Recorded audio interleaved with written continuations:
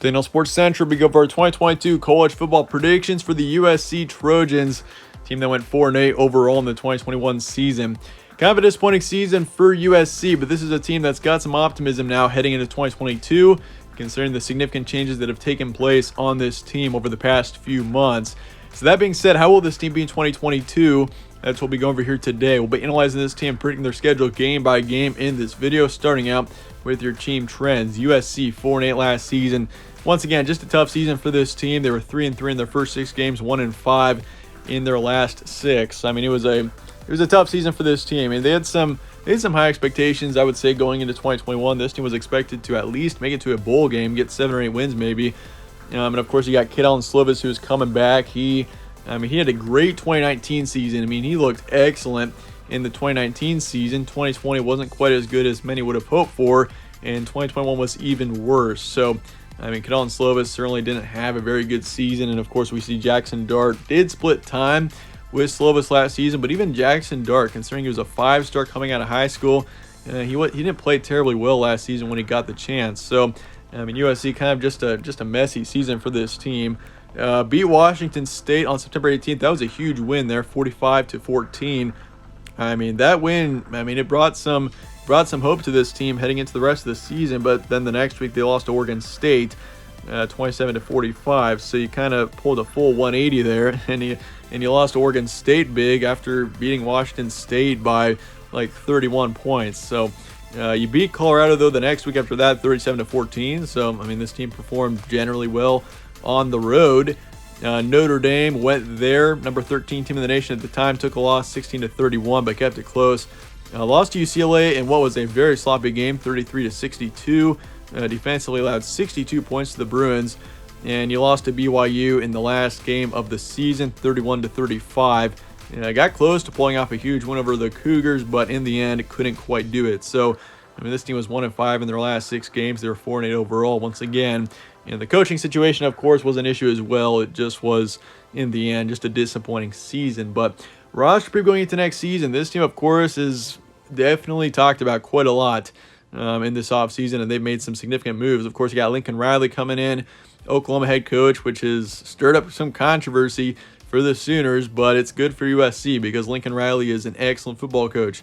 So that alone brings some optimism. But you also got Caleb Williams coming in, the Oklahoma transfer quarterback, who is a young quarterback that shows tremendous potential. His ceiling is very high, and he played excellent when he did in 2021 for the Sooners. And he beat out Spencer Rattler in the middle of the season. Spencer Rattler was expected to be one of the best quarterbacks in the nation heading into 2021. Turns out Spencer Rattler wasn't quite as good as expected. Caleb Williams took advantage of that, and he took the starting position for the majority of the second half of the season. So, I mean, Caleb Williams, that is huge bringing him in. I mean, he's going to make a impact already. And then, of course, you got the quarterback situation. Kid Allen Slovis, he transferred to Pitt. Jackson Dart transferred to Ole Miss. So, don't got to worry about either of those quarterbacks anymore. And honestly, I mean, Kid Allen Slovis, major disappointment once again. I feel like his potential was so high. I mean, if you look at his 2019 season once again, he was excellent. And heading into 2020, I mean, this team had high expectations, and even 2021, potentially Slovis came back after that 2020 season, and he had a good one. But turns out Slovis last year, his stats were not very good. 2,100 yards, 11 touchdowns, 8 picks, and a 65% completion rate. So, I mean, not very good stats. And of course, he's not a dual threat quarterback. So, I mean, those are just his passing stats, and they weren't very good. Jackson Dart, of course, when he played, 1,300 yards along with 9 touchdowns, 5 picks, and a 62% completion rate. So even his stats weren't very good either.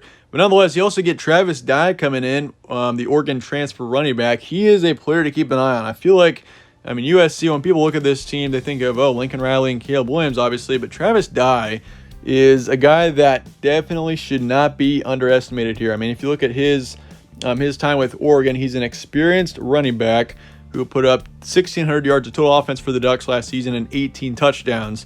I mean, he's played for 4 years with the Ducks. He's had consistent playing time over those 4 seasons, and he's only getting better. I mean, 2021 was his best season. So, keep an eye on Travis Dye. He could be the best running back in the nation next season, and definitely he should be one of them if he can stay healthy.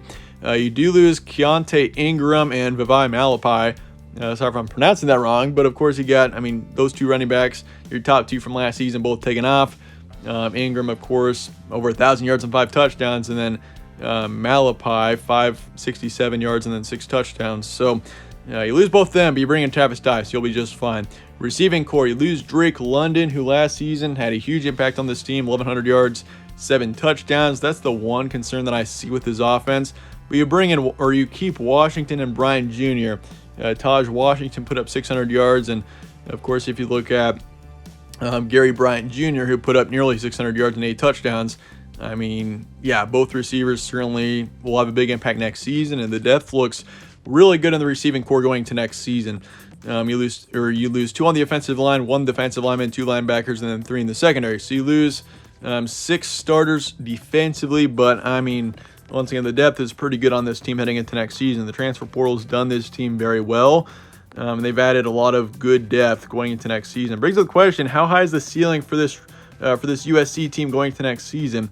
And I mean, of course, USC is a team that's kind of polarizing. There are some people that think, USC is incredibly overrated because people just look at the coach and think USC is going to be good next year. And of course, I mean, this team has disappointed a bit over the past few years. But USC, this is a team that I feel like I'm kind of on the side where I feel like this is going to be a good team next season. I feel like there is tremendous potential here. I'm looking at more than just Caleb Williams and Lincoln Riley, and I feel like this team shows tremendous potential here.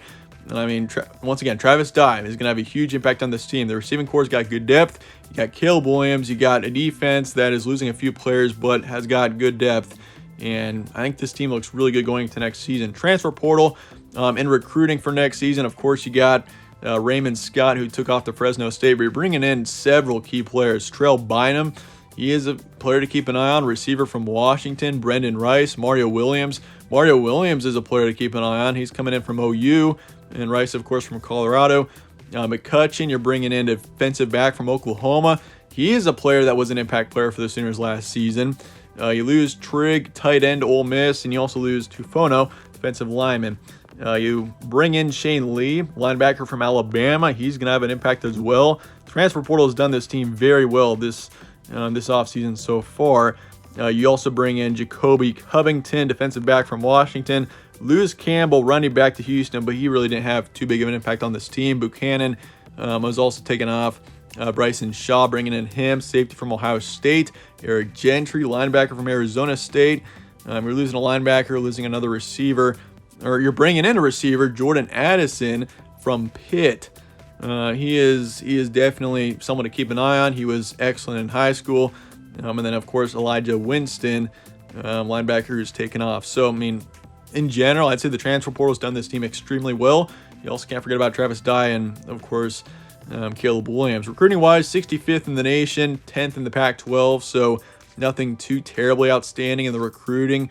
They got 1 5-star coming in and then 4 stars. So, I mean, not too many recruits are coming in, but once again, the transfer portal is where this team is obviously focused on, and they've done just fine through there, so I'm not too concerned.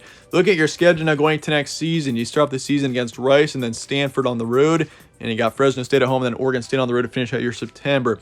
In October, you got Arizona State at home, Washington State at home, then road trips to Utah and Arizona. That Utah matchup is going to be huge next season. Then you got Cal coming to town, Colorado at home after that. Then you got UCLA on the road. That's also a huge one. And then Notre Dame to finish out the season. So this schedule sets up really well for USC next season. I mean, if you look at, scheduling is very crucial. I mean, if your schedule sets up right and you can get 4 or 5 wins right off the gate or right off the bat, I feel like that gives you a huge advantage because you got some great momentum heading into the second half of the season. Meanwhile, if you were to start, say, a season 2-2, you wouldn't have much momentum heading into the rest of the season. I feel like the schedule sets up really well for this team to at least start off the season 3-0. And you got Rice, of course, easy win. Stanford on the road. I'm going to put that game in yellow, but I'm definitely going to favor USC there. Fresno State at home, easy win. Then Oregon State, I'm pretty comfortable saying USC is going to win that, but Oregon State was actually a decent team last year, so I'll put that one in yellow. So you start off the season 4-0, pretty comfortable saying USC is going to start off the season 4-0, potentially slip up in Corvallis, but I'm not too concerned about that. And then October, Arizona State coming to town, close win. Washington State coming to town after that, easy win. So you start off the season 6-0. I've got you going 6-0, and then Utah, of course, massive matchup. But Utah next season, that is a team that I've actually got ranked, I think, 5th in my post-spring power rankings. Yeah, post-spring top 25. I got Utah in the top 5. Utah's a team, Cameron Rising coming back. That is a team to keep an eye on. They're going to be good next season. And going on the road there, I feel like Utah takes the win, but it certainly could go either way. I mean, that's one of those matchups I feel like is 50-50. Arizona then on the road, easy win. So I've got you 7-1 heading into November. You got Cal at home, Colorado at home, both easy wins. Then UCLA on the road. I'm going to favor the Bruins there. It's a road matchup. UCLA should be actually pretty good next season. I could see them in the 8-10 win range. So I'm going to take UCLA there in a very close one. I'm more comfortable saying USC could beat UCLA over Utah. I feel like Utah, I'm pretty comfortable saying that's going to be a loss for the Trojans, but UCLA not so much. But then you come back and you play Notre Dame.